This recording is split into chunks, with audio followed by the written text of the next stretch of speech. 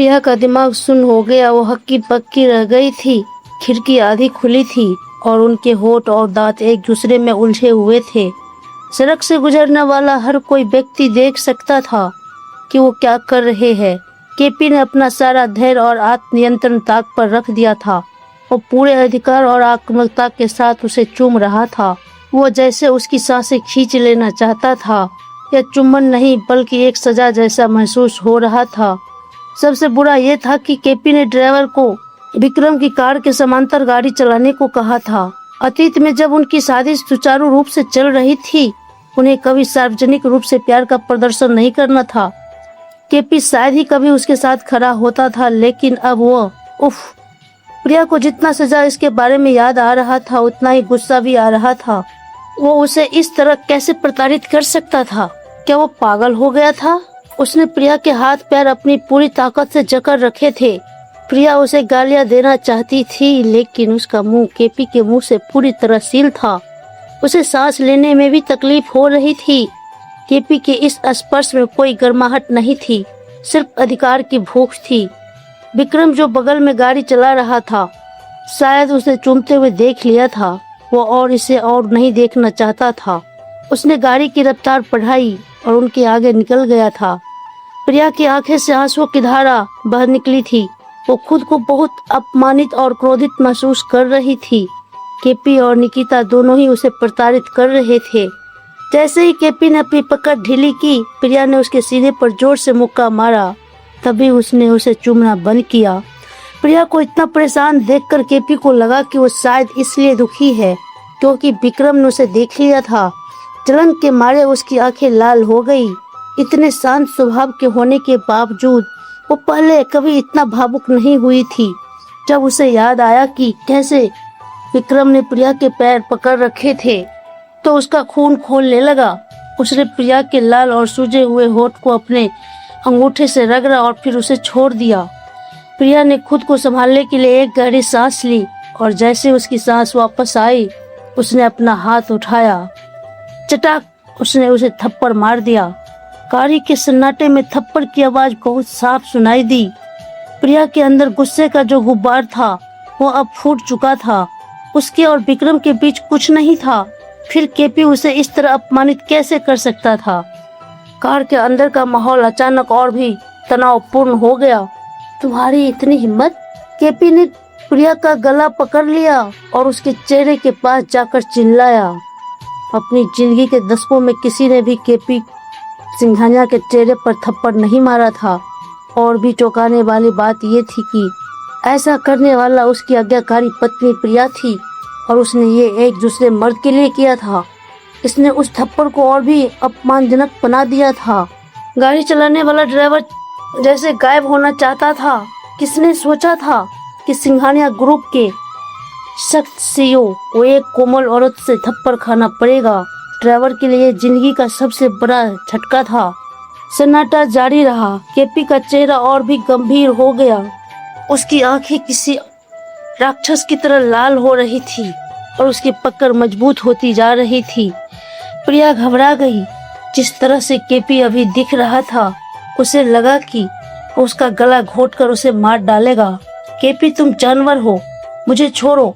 डर के मारे प्रिया का चेहरा लाल हो गया और उसके शब्द साफ नहीं निकल रहे थे। केपी का गुस्सा उबल रहा था।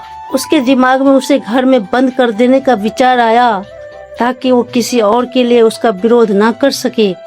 लेकिन जब प्रिया का चेहरा पीला पड़ने लगा तो केपी अचानक अपनी हरकत का एहसास हुआ और उसने उसे छोड़ दिया। प्रिया खांसने लगी और पागलों की तरह सांस लेने लगी। वो सीट पर ढाल हो गई। केपी को जैसे फर्क ही नहीं पड़ा वो कितनी तकलीफ में है। वो उसे अपनी ठंडी नजरों से देख रहा था, जैसे उसे अपने हाथ से चीर डालना चाहता हो। तभी उसने अचानक पूछा, प्रिया, तुम उसके साथ क्यों थी? क्यों? प्रिया को हंसी आ गई। वो नंगे पैर सड़क पर क्यों चल रही थी और क्यों विक्रम से टकराई थी? ये सब केपी की वजह से ही तो था। उसके और निकिता के बीच की चीजों ने उसे घृणा से भर दिया था। लेकिन उसने ये सब जुबान पर लाने की हिम्मत नहीं की क्योंकि उसे लगा कि केपी को अपनी भावनाओं के बारे में बताना ये संकेत देगा कि वो अभी भी उसे प्यार करती है। प्रिया की खामोशी ने केपी को और भी गुस्सा दिला दिया। उसने तंज कसा, क्या तुम्हारा प्रिय वापस आ गया है, इसलिए अब तुम मुझसे बात भी नहीं करोगी? क्या तुम इसलिए उस शहर में पढ़ना चाहती थी जहाँ वो रहता था? अब वो वापस आ गया है तो तू उसके पास वापस जाना चाहती हो ना, है ना? तुमने मेरी जासूसी की? प्रिया ने गुस्से में आंखें फैलाकर पूछा। उसकी बात को अनसुना करते हुए केपी ने एक बिजनेस कार उठाया और विक्रम इन्वेस्ट बैंक का जनरल मैनेजर उसके कार हवा में उछाल दिया, जो प्रिया के पैरों के पास जाके गिरा। एक फीकी मुस्कान के साथ केपी ने कहा, प्रिया, तुम 2 साल से मेरी पत्नी हो। तुम्हें पता होना चाहिए कि मैं उस छोटे से कीड़े की चींटी की तरह कुचल सकता हूँ। विक्रम एक काबिल इंसान हो सकता था, लेकिन वो सिंघानिया परिवार से मुकाबला करने के लायक नहीं था। प्रिया का गुस्सा केपी के इस अनुचित व्यवहार पर और बढ़ गया। विक्रम को इस सब से दूर रखो। अगर तुम मुझसे नाराज हो तो मुझ पर निशाना साधो। बेगुनाहों को परेशान करने के लिए तुम इतनी नीचे कैसे गिर सकते हो? तुम कैसे मर्द हो केपी? केपी के दिमाग में जैसे बम फट गया। गाड़ी रोको, उसने कड़क आवाज में आदेश दिया। गाड़ी रुकते ही प्रिया को एहसास हुआ कि सेरेनिटी विला के गेट पर पहुंच चुके हैं। केपी ने उसे गोद में उठाया और अंदर ले गया। गेट अपने आप खुल गया। जब वो घर में दाखिल हुआ तो नौकरानी तुरंत पास आई। किसी को भी घर के अंदर आने की इजाजत नहीं है। केपी की आंखें बर्फीली ठंड थी। नौकरानी डर के मारे कांप गई और उसने सिर हिला के हामी भर दी। प्रिया घबरा गई थी। केपी अब क्या करने वाला है? उसने उसके सीने पर मुक्के मारे। केपी, मुझे नीचे उतारो, तुम क्या कर रहे हो? धर्म। बेडरूम का दरवाजा केपी की लात से खुला और उसके अंदर जाते ही बंद हो गया। पलक झपकते ही उसने प्रिया को बिस्तर पर पटक दिया। केपी ने उस पर झुककर उसकी टुंडी जोर से पकड़ी।